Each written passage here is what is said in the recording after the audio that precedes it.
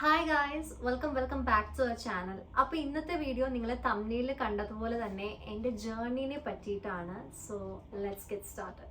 അപ്പോൾ എൻ്റെ journey start ചെയ്യുന്നത് ബിഗിനിങ് എന്ന് പറയുന്നത് കുട്ടി റെന.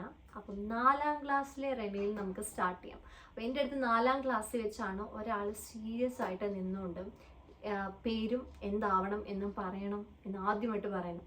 അപ്പം ഞാനിങ്ങനെ എൻ്റെ പേര് പറഞ്ഞിട്ട് എന്താവണമെന്ന് പറയേണ്ട സ്ഥാനത്ത് നമ്മളെല്ലാവരും ചെയ്യുന്ന പോലെ തന്നെ കൂടിയിരിക്കുന്ന ആൾക്കാർ പറയുന്ന പോലെ ഡോക്ടർ എന്ന് പറഞ്ഞു. അപ്പോൾ ഡോക്ടർ ഞാനിങ്ങനെ ആ ഒരു 4ാം ക്ലാസ്സിലിരിക്കുന്ന ഞാൻ എന്തുകൊണ്ട് പറഞ്ഞു എന്ന് ചോദിച്ചാൽ എല്ലാവരും പറഞ്ഞ പോലെ തന്നെ. പക്ഷെ അത് കഴിഞ്ഞിട്ട് മുന്നോട്ട് പോയ വർഷങ്ങളിൽ ചോദിച്ചപ്പോഴത്തേക്കിനും എൻ്റെ ആംബിഷൻ ഭയങ്കര സെയിം ആയിരുന്നു. എന്താവണമെന്ന് ചോദിക്കുമ്പോൾ ഞാൻ ഡോക്ടർ തന്നെ പറഞ്ഞുകൊണ്ടിരുന്നു. അങ്ങനെ +1 വെച്ചിട്ടാണ് വളരെ സീരിയസ് ആയിട്ട് നമ്മുടെ അടുത്ത് ടീച്ചേഴ്സ് വന്നിട്ട് ചോദിച്ചിട്ടുണ്ടായിരുന്നത് എന്താവണം എന്നുള്ളത്. കാരണം നമ്മുടെ സ്കൂളിൽ വന്നിട്ട് എൻട്രൻസ് കോച്ചിങ് ഉണ്ടായിരുന്നു, ലോങ് ടേം എൻട്രൻസ് കോച്ചിങ്. അപ്പോൾ അതിന് ജോയിൻ ചെയ്യിപ്പിക്കാൻ വേണ്ടിയിട്ടായിരുന്നു നമ്മുടെ അടുത്ത് എന്താവണമെന്ന് ചോദിച്ചിട്ടുണ്ടായിരുന്നത്. അപ്പം ഞാൻ പറഞ്ഞു എനിക്ക് ഡോക്ടർ ആവണമെന്നാണ് ആഗ്രഹം. പക്ഷെ എൻ്റെ സൈഡിൽ വേറൊരു ആഗ്രഹം കൂടി ഉണ്ടായിരുന്നു, ക്യാബിൻ ക്രൂ. അതെങ്ങനെയാണ് വന്നതെന്ന് ചോദിച്ചാൽ എനിക്ക് അറിയത്തില്ല. മേ ബി ഫസ്റ്റ് ആയിട്ട് എയർപോർട്ടിൽ പോയപ്പോഴത്തേക്കും ക്യാബിൻ ക്രൂവിനെ അവിടെ വെച്ച് കണ്ടപ്പോൾ ഉണ്ടായ ആ ഒരു സന്തോഷം, അല്ലെങ്കിൽ ആ ഒരു ഇതിൽ നമ്മളിങ്ങനെ ആദ്യമായിട്ട് എയർപോർട്ടിലൊക്കെ പോയിട്ട് ഇങ്ങനെ കാണുമ്പോൾ ഒരു ആ ഒരു സംഭവത്തിൽ തോന്നിയതാവാം. അങ്ങനെ എനിക്ക് 2 ആഗ്രഹം ഉണ്ടായിരുന്നു. പക്ഷേ ആ ഒരു സമയത്ത് ഞാനിങ്ങനെ ആലോചിക്കാൻ ടീച്ചേഴ്സ് തന്നെ പറയുന്നു നമ്മുടെ അടുത്ത്, വീട്ടിൽ പോയിട്ടൊന്ന് ആലോചിക്കുക എന്ന് പറഞ്ഞ് വിട്ടപ്പം ഞാൻ തന്നെ ഇരുന്ന് ആലോചിച്ചപ്പോൾ എനിക്ക് മനസ്സിലായി ഓക്കെ എനിക്ക് പറ്റിയത് MBBS. സോ അങ്ങനെ ഞാൻ ടീച്ചറിൻ്റെ അടുത്ത് പറഞ്ഞു എനിക്ക് ഡോക്ടർ ആവണം എന്നാണ് ആഗ്രഹം എന്ന്. അങ്ങനെ ടീച്ചർ എന്ത് ചെയ്തു, നമ്മളെ എൻട്രൻസ് കോച്ചിങ്ങിന് കൊണ്ട് ചേർത്തു. 2 ഇയേഴ്സ് ലോങ് ടേം കോഴ്സായിരുന്നു അത്. എനിക്കൊരു ഐ തിങ്ക് +1 ഹാഫ് ആയപ്പോൾ തന്നെ ഞങ്ങൾക്ക് കോവിഡ് ഒക്കെ വന്നിട്ട് അതങ്ങ് നിന്നായിരുന്നു. അത് കഴിഞ്ഞിട്ട് +2 കഴിഞ്ഞു, കോവിഡ് ബാച്ചായിരുന്നു. +2 കഴിഞ്ഞ് നേരെ നീറ്റ് കോച്ചിങ് ആയിരുന്നു. കോച്ചിങ് കഴിഞ്ഞിട്ട് നമുക്ക് നീറ്റിൻ്റെ റിസൾട്ടൊക്കെ വരുന്ന സമയമായപ്പോഴത്തേക്കിനും ഏകദേശം ധാരണയൊക്കെ ആയി.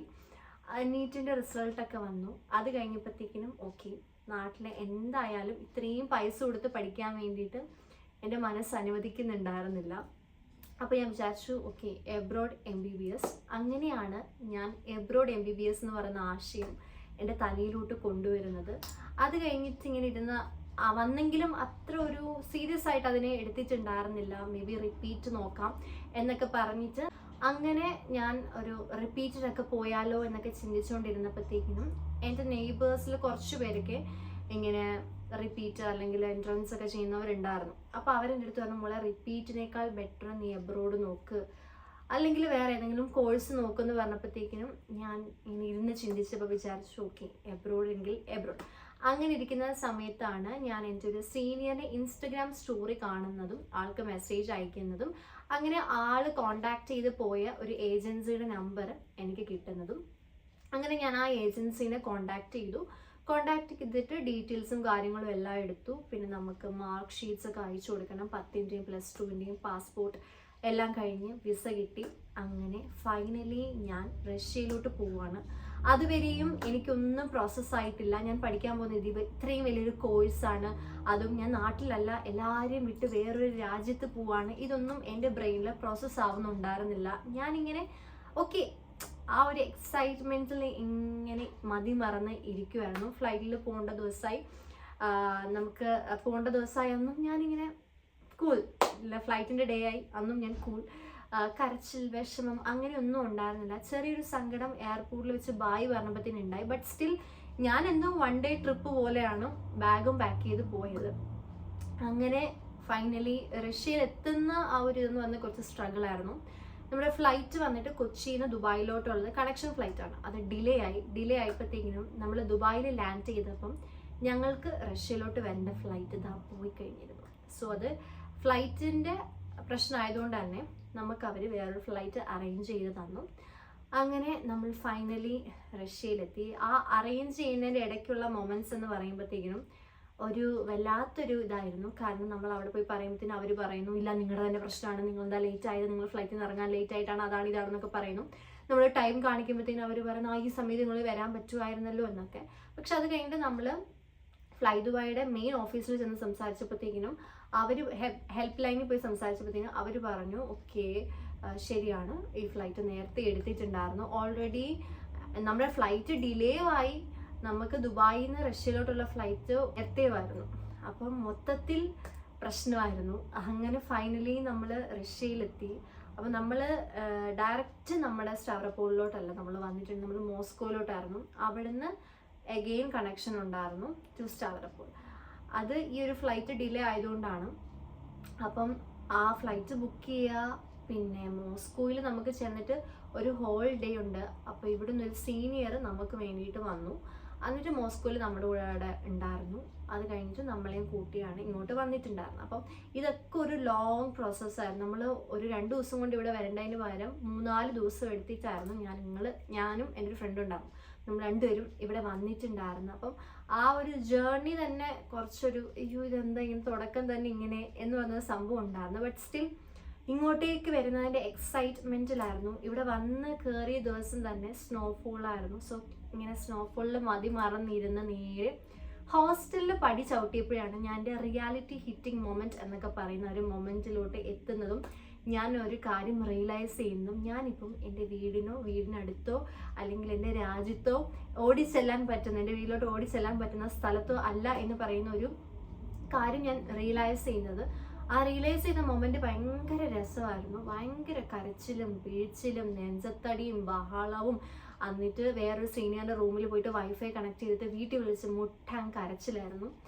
ഞാൻ കരയുന്ന കണ്ടപ്പോൾ എൻ്റെ വീട്ടുകാരെ എൻ്റെ അടുത്ത് എന്ത് ചെയ്യാൻ ഒക്കും പോലെ, ഇത്രയും ദൂരെയല്ലേ. എനിക്കിത് കേൾക്കുമ്പോൾ ഇങ്ങനെ അപ്പം എനിക്ക് എന്തെങ്കിലും ഒരു ആവശ്യം വന്നാൽ ഓടിച്ചെല്ലാൻ പറ്റുന്ന സ്ഥലത്തല്ല അവർ എന്ന് പറയുന്ന ഒരു കാര്യം കൂടെ എൻ്റെ മൈൻഡിലോട്ട് അപ്പം കയറിക്കൊണ്ടിരിക്കുമായിരുന്നു. 2 ദിവസം നല്ല വിഷമവും സങ്കടവും ഉണ്ടായിരുന്നു. പിന്നെ 2 ദിവസം എനിക്ക് ഇവിടെയുള്ള മലയാളി സീനിയേഴ്സ് തന്നെ കുക്ക് ചെയ്തും തരുന്നുണ്ടായിരുന്നു. സോ എനിക്ക് അത്ര ഒരു ഹാർഡ്നെസ് ആ ഒരു വന്നു കയറിയപ്പോൾ ഫീൽ ചെയ്തില്ല, ഈ ഒരു ഹോം സിക്നെസ് അല്ലാതെ.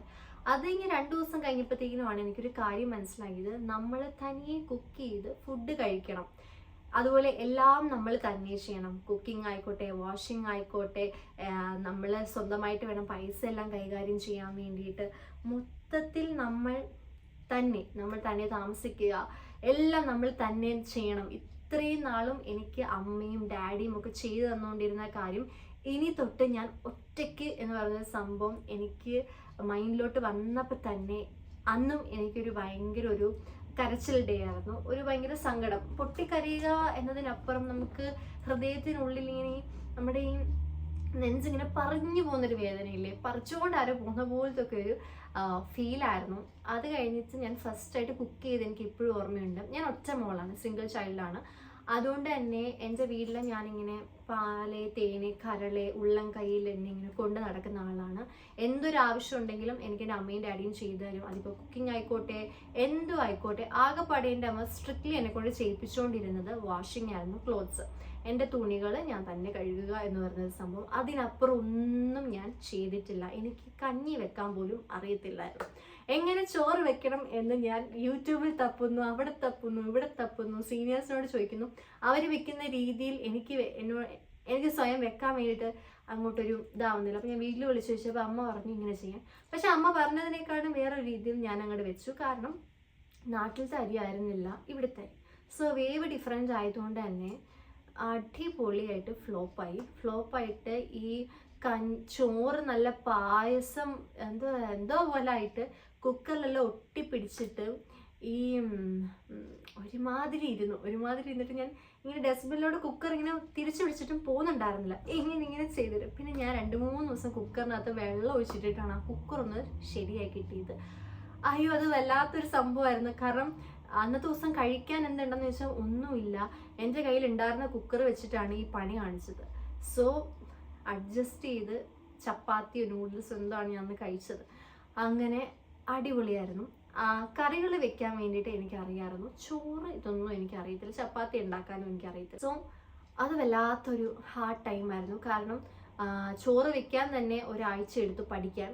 സോ ആ ഒരാഴ്ച ഞാനിങ്ങനെ നൂഡിൽസ് അല്ലെങ്കിൽ ചപ്പാത്തി പിന്നെ എനിക്കൊരു ഫ്രണ്ട് ഉണ്ടാക്കി തരുമായിരുന്നു. അപ്പോൾ അങ്ങനെ ചെയ്തത്. അത് കഴിഞ്ഞിട്ടുള്ള സംഭവം എന്ന് പറയുമ്പോഴത്തേക്കിനും നമ്മൾ ക്ലാസ് സ്റ്റാർട്ട് ചെയ്തതാണ്. നമ്മൾ ചെന്നു പിറ്റേ ദിവസം ക്ലാസ് ഉണ്ടായിരുന്നു. ക്ലാസ്സിൽ പോവാൻ വേണ്ടിയിട്ട് നമ്മൾ റെഡിയായി അങ്ങോട്ട് ചെന്ന് കഴിഞ്ഞപ്പോഴത്തേക്കിനും പുതിയ പുതിയ ആൾക്കാർ നമ്മുടെ ക്ലാസ്സിൽ. ഒരിക്കലും നമ്മൾ മലയാളികൾ മാത്രമല്ല, ഹിന്ദിക്കാർ, തമിഴ്, അറബ്സ്, നൈജീരിയൻസ്, അതുപോലെ കുറേ പേരുണ്ടായിരുന്നു. അപ്പോൾ ഡിഫറെൻ്റ് ആയിട്ടുള്ളൊരു എക്സ്പീരിയൻസ് ആയിരുന്നു എനിക്ക് വന്നിട്ട്. കാരണം പല പല ഭാഷകൾ സംസാരിക്കുന്ന ആൾക്കാരെ മീറ്റ് ചെയ്തപ്പോഴത്തേക്കിനും അത് വല്ലാത്തൊരു ഫസ്റ്റ് ടൈം എന്ന് പറയുമ്പം വേറൊരു ഇതാണ്. എനിക്കറിയത്തില്ല, എനിക്ക് ഭയങ്കര എന്തോ പോലെയായിരുന്നു. ഒരു ക്ലാസ്സിൽ ടീച്ചറൊക്കെ ക്വസ്റ്റ്യൻ ചോദിക്കുമ്പോഴത്തേക്കിനും ഒക്കെ നമുക്കിങ്ങനെ അയ്യോ ഇവരുടെ മുന്നിൽ എന്തെങ്കിലും റോങ് ആയിട്ട് പറഞ്ഞു കഴിഞ്ഞാൽ അങ്ങനെ സംഭവമായിരുന്നു. കാരണം ഞങ്ങൾ മലയാളികൾ മാത്രമാണെങ്കിൽ ചിലപ്പോൾ എനിക്ക് അങ്ങനെ ഒരു ഫീൽ വരത്തില്ല.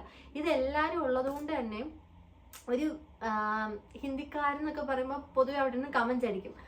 അപ്പോൾ നമുക്ക് ആ സ്റ്റാർട്ടിങ് എന്ന് പറയുമ്പോൾ ഇവരിങ്ങനെ ഓരോന്നൊക്കെ പറഞ്ഞ് ചിരിക്കുമ്പം ഭയങ്കര ഒരു വിഷമമോ എന്തൊക്കെയോ ഒരു ഫീല് ഉണ്ടായിരുന്നു. ഓക്കെ, അതിൽ നിന്നാണ് ഇപ്പം എന്തും അവരുടെ മുന്നിൽ ചെയ്യാൻ പറ്റുന്ന ഒരു രീതിയിലോട്ട് മാറിയിട്ടുള്ളത് ഞങ്ങൾ എല്ലാവരും. കാരണം ഫസ്റ്റ് ഡേ എന്ന് പറയുമ്പം വല്ലാത്തൊരു എക്സ്പീരിയൻസ് ആണ്. യൂണിവേഴ്സിറ്റി ഒക്കെ കണ്ടപ്പോൾ ഞാനിങ്ങനെ ഇത്രയും വലിയ യൂണിവേഴ്സിറ്റിയിലാണോ പഠിക്കാൻ പോകുന്നത്, അങ്ങോട്ട് തുറന്ന് കയറുന്നു, റഷ്യൻസിനെയൊക്കെ ഇങ്ങനെ കാണുന്നു.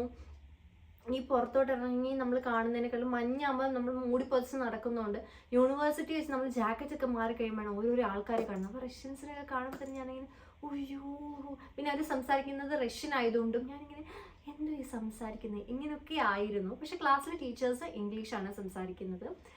അപ്പം അത് വേറൊരു എക്സ്പീരിയൻസ് തന്നെയായിരുന്നു. നമ്മൾ മലയാളികൾ എല്ലാവരും ഒന്നിച്ചായിരുന്നു, ഒരു ക്ലാസ്സിലായിരുന്നു ആദ്യം. സെക്കൻഡ് ഇയർ കഴിഞ്ഞിട്ടാണ് നമ്മൾ സ്പ്ലിറ്റ് ആവുന്നത്, രണ്ട് ക്ലാസ്സിലായിട്ട്.